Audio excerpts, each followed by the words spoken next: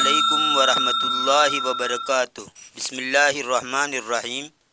سامعین و ناظرین، انتصار الحمار نامی کہانی کے 3 پارٹ آپ کے سامنے پیش کیے جا چکے ہیں۔ آج کا ہمارا یہ ویڈیو اس کہانی کا آخری پارٹ نمبر 4 ہے۔ تو آئیے ترجمہ شروع کرتے ہیں۔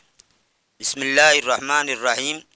عندما رأى الحیوانات ان اللصوص ابتعدوا، جس وقت جانوروں نے دیکھا کہ چور دور ہو گئے، دخل المنزل، تو وہ گھر میں داخل ہوئے، وہجموا علی الطعام یأکلونہ بنہم ولذۃ، اور وہ کھانے پر ٹوٹ پڑے۔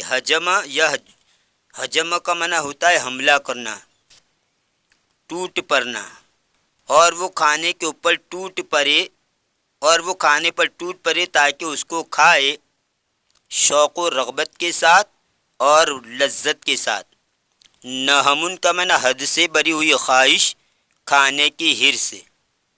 اور النہم العلمی اگر کہا جائے تو اس کا معنی ہوتا ہے علمی شوق و شغف، علمی رغبت۔ یہ نہم ینہم نہمن و نہامتن سے بنا ہوا ہے، اسی سے نہمن ہے، باب سمیہ سے، کسی چیز میں حد سے زیادہ حرص و خواہش رکھنا۔ اور جس کو حد سے زیادہ کسی چیز سے حرص و خواہش ہو اس کو کہیں گے نہمن یا نہیمن، نہمن یا نہیمن۔ ثم اطفئوا النور واستسلموا للنوم، پھر انہوں نے لائٹ کو بجھا دیا، روشنی کو بجھا دیا، اور نیند کے سامنے سر تسلیم خم کر دیا۔ استسلم یستسلم، استسلامن کا معنی جھک جانا، سر تسلیم خم کر دینا۔ یہاں پر استسلم للنوم کا معنی نیند کے سامنے سر تسلیم خم کر لیا، مطلب سو گئے، اور وہ سب سو گئے۔ نام الحمار علی طراحۃ من القش، گدھا سو گیا پھوس کے گدے پر۔ قشن، گھاس پھوس کو کہا جاتا ہے، جس کی جمع قشوشن آتی ہے۔ آپ اس تصویر کے اندر دیکھیے، یہ قشن ہے، گھاس پھوس۔ یہ گدوں کے اندر بھی اس کو استعمال کیا جاتا ہے۔ نام الحمار علی طراحۃ من القش، گدھا پھوس کی گدے پر سو گیا، طراحۃ کا معنی گدھا۔ واختار الکلب حصیرا وراء الباب فنام علیہ، اور کتے نے دروازے کے پیچھے چٹائی کو اختیار کیا، پھر اس پر سو گیا۔ واختارت الحرۃ مکان لها قرب الموقد، اور بلی نے اس کی جگہ چولہے کے نزدیک اختیار کی، یعنی چولہے کے نزدیک وہ سوئی، اور بلی نے چولہے کے نزدیک اس کی جگہ اختیار کی۔ وقفز الدیک ونام علی متقی احد المقاعد، اور مرغے نے چھلانگ لگائی اور ایک بینچ کی صوفے پر سو گیا۔ مقعدن، بینچ، سیٹ، بیٹھک، اور متقون کا معنی سہارا لگا کر بیٹھنے کی جگہ، صوفہ آرام دہ کرسی، اور بیٹھنے کے کمرے کو بھی کہا جاتا ہے متقون۔ اور وہ سو گیا، مرغا سو گیا ایک بینچ کی صوفے پر۔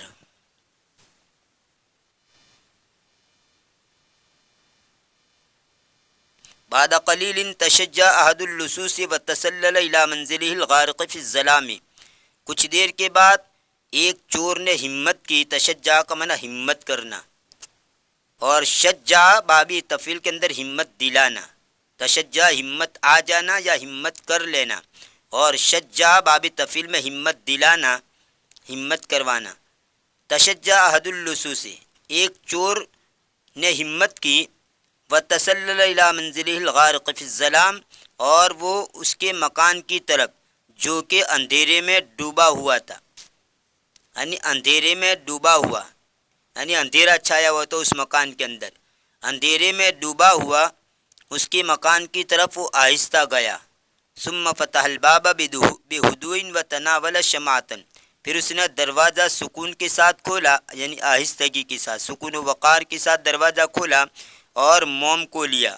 ولما ہم بالاقتراب من الموقد لاشعالها، اور جب اس نے نزدیک ہونے کا چولہے سے نزدیک ہونے کا ارادہ کیا اس کو جلانے کے لیے، لِشَعْلِهَا اس کو جلانے کے لیے، روشن کرنے کے لیے، قفزت الحرۃ وخمشت فی وجہہ خمشۃ عالمتہ واسالت منہ الدم، تو بلی نے چھلانگ لگائی اور اس کو اس کے چہرے میں ایسا نوچا کہ جس نے اس کو دردمند کر دیا اور اس نے اس سے خون بہا دیا۔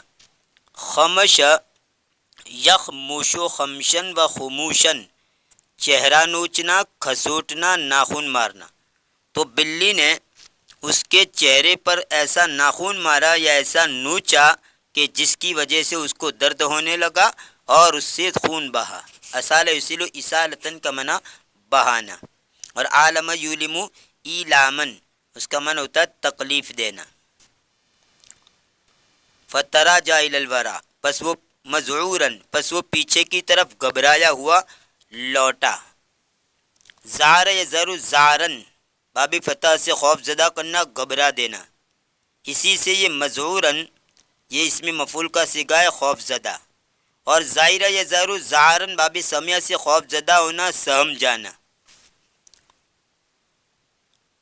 فتراجع الی الوراء مذعورا، پس وہ پیچھے کی طرف گھبرایا ہوا یا خوف زدہ ہو کر لوٹا۔ فتلقاہ الکلب بعدۃ فی فخذہ فصرخ من الالم، پس کتا اس کو ملا، پس کتا اس کو ملا بعدۃ فی فخذہ، اس کی ران میں کاٹنے کے ساتھ، یعنی کتے نے اس کی ران میں کاٹنا شروع کیا۔ فتلقاہ الکلب بعدۃ فی فخذہ، تلقا یا تلقا کا اصل معنی ہوتا ہے حاصل کرنا، مل جانا، اور تلقاہ الکلب سے یہاں مراد کتا اس سے ملا، کیسے ملا؟ اس کی ران میں کاٹ کر، یعنی اس کی ران میں وہ کاٹنے لگا، اس کی ران کو کاٹنے لگا۔ فصرخ من الالم، پس وہ درد سے چلایا۔ وحاول الہرب من الباب، اور اس نے دروازے سے بھاگنے کی کوشش کی۔ فلبتہ الحمار لبتۃ قویۃ طرحتہ علی الارض، پس گدھے نے اس کو مارا، ایسا مضبوط مارنا کہ جس نے اس کو زمین پر گرا دیا۔ طرح یطرح کا معنی پھینک دینا، ڈال دینا، اور لبت یلبت لبتن پچھارنا، زمین پر پٹک دینا، تو گدھے نے اس کو ایسا پٹکا، ایسے مضبوطی سے پٹکا کہ جس نے اس کو زمین پر گرا دیا۔ لبتتن قویتن یہ مفعول مطلق بنے گا لبت کا۔ ولما ہم بالقیام کان الدیک فوقہ ینقرہ برأسہ نقرتن، اور جب اس نے کھڑے ہونے کا ارادہ کیا تو مرغا اس کے اوپر اس کے سر کے ذریعے اس کو مارنے لگا۔ نقر ینقر نقرن، الشیء بالشیء، ایک چیز کو دوسری پر ماننا، اور نقر طائر الحب، پرندے کا دانہ چگنا، پرندہ زمین سے دانہ چگتا ہو تو اس کے لیے بھی یہ جملہ استعمال ہو، یہاں مارنا ترجمہ کریں گے، مرغا اس کے اوپر اس کو اپنے سر کے ذریعے مارنے لگا۔ وجد اللص نفسہ بعدہا خارج المنزل، چور نے اپنے آپ کو اس کے بعد مکان سے باہر پایا، یعنی وہ باہر نکل گیا۔ یہرول مبتعدا مذعورا الی حیث ینتظرہ رفاقہ، وہ دوڑنے لگا، ہرولا یہرول لپکنا، عام چال اور دوڑنے کے درمیان کی چال کو کہا جاتا ہے۔ عام طور پر آدمی جو چلتا ہے یا دوڑتا ہے اس کی درمیانی جو چال ہوتی ہے اس کو کہا جاتا ہے ہرولا، یعنی نہ بہت آہستہ چلنا، بہت دوڑ بھاگ بھی نہ کرنا، میڈیم جس کو کہہ لیجئے۔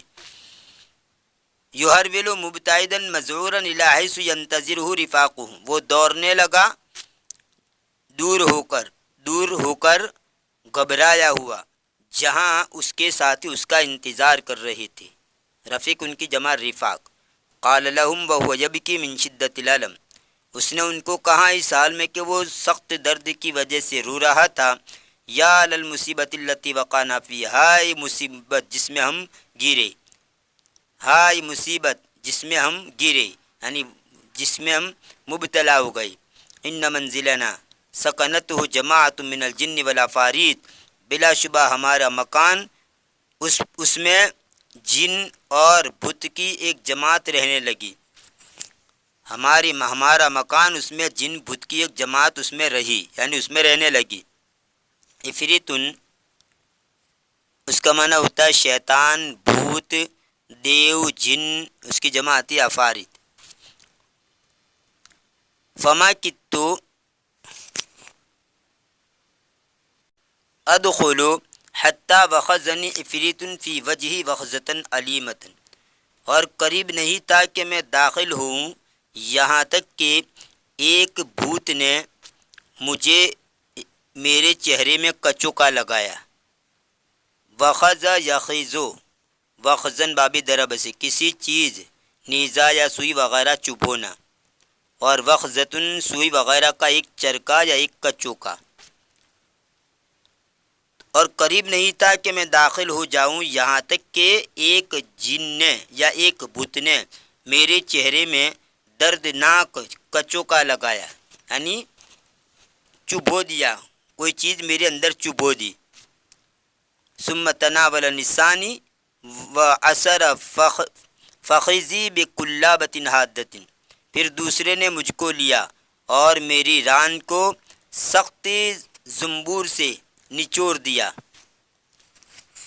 کلابۃ مہمیز کو کہتے ہیں، سوار کے جوتے کی ایری پر لگی ہوئی لوہے کی پھرکی جس سے وہ گھوڑے کو ایر لگاتا ہے، اس کو کلابۃ کہتے ہیں، یعنی بھگانے کے لیے اس کے پہلو میں مارتا ہے۔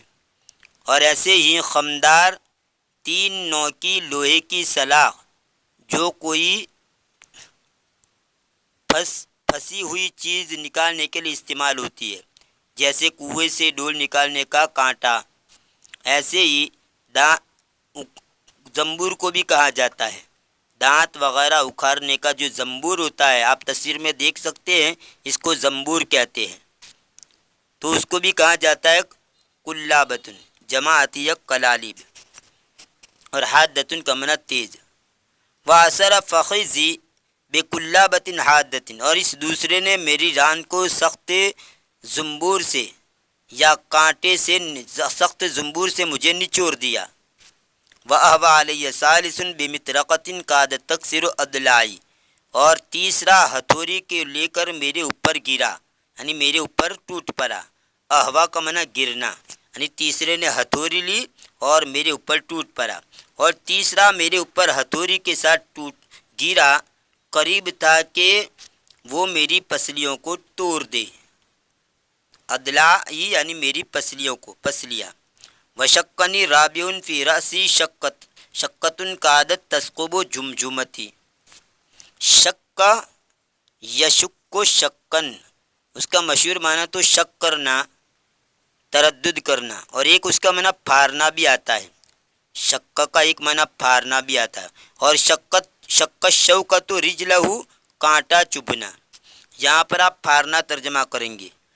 اور چوتھے نے مجھے میرے سر میں پھاڑ دیا، چوتھے نے پھاڑ دیا میرے سر میں، جس کی وجہ سے میرے سر میں پھٹن ہو گئی۔ قادت تثقب جمجمتی، قریب تھا کہ وہ میری کھوپڑی میں سوراخ کر دے۔ جمجمتن کا معنی کھوپڑی، اور ثقب یثقب ثقوباً و ثقابتن کا معنی سوراخ کرنا، چھیدنا، برمانا، اسی سے چھیدنے کا جو آلہ ہوتا ہے، یعنی سوراخ کرنے کا آلہ جس کو برما کہا جاتا ہے، آپ اس تصویر کے اندر دیکھ سکتے ہیں، اس کو عربی کے اندر مسقبن کہا جاتا ہے۔ یہ تصویر میں جو یہ شکل آپ کو نظر آ رہی ہے، اس کو عربی کے اندر مسقبن کہا جاتا ہے، اردو میں اس کو برما بولتے ہیں، چھیلنے کا یا سوراخ کرنے کا آلہ۔ فَإِلَى الْحَرْبِ يَا إِخْوَتِي إِلَى الْحَرْبِ، پس بھاگو اے میرے بھائیو، بھاگو۔ وَإِلَى النَّجَاةِ بِنُفُوسِنَا مِنَ الْهَلَاكِ الْمُحْتَمِ، اور اپنے آپ کو بچاؤ ضروری ہلاکت سے۔ محتم اور محتوم دونوں کا معنی لازمی، ضروری، طے شدہ، مقررہ، یعنی یہاں سے جلدی جلدی بھاگو اور اپنے آپ کو بچا لو ورنہ ضروری ہلاکت میں مبتلا ہو جائیں گے، ہلاک ہو جائیں گے۔ وَإِلَى النَّجَاةِ بِنُفُوسِنَا مِنَ الْهَلَاكِ الْمُحْتَمِ، اور ہماری جانوں کو بچاؤ ضروری ہلاکت سے۔ وَهَكَذَا عَمِلَ اللُّصُوصُ بِنَصِيحَةِ رَفِيقِهِمْ، اور اس طرح چوروں نے ان کے ساتھی کی نصیحت پر عمل کیا۔ فَتَرَكُوا مَنزِلَهُمْ لِيَسْكُنَهُ الْحِمَارُ وَالْكَلْبُ وَالْهِرَّةُ وَالدِّيكُ، پس انہوں نے ان کے گھر کو چھوڑ دیا تاکہ گدھا اور کتا اور بلی اور مرغا ان میں رہیں۔ وَعَاشُوا فِيهِ بِسَلَامٍ وَطُمَأْنِينَةٍ طُولَ حَيَاتِهِمْ، اور وہ اس میں جیے یعنی زندگی بسر کی سلامت اور اطمینان کے ساتھ، طول حیاتہم ان کی پوری زندگی، اور وہ اس میں سلامتی کے ساتھ، اطمینان کے ساتھ ان کی پوری زندگی رہی۔ یہ تھا انتصار الحمار نامی کہانی کا آخری پارٹ نمبر 4۔ انشاءاللہ آنے والی ویڈیو میں مزید معلومات آپ کے سامنے پیش کی جائے گی، تب تک کے لیے انتظار کیجیے۔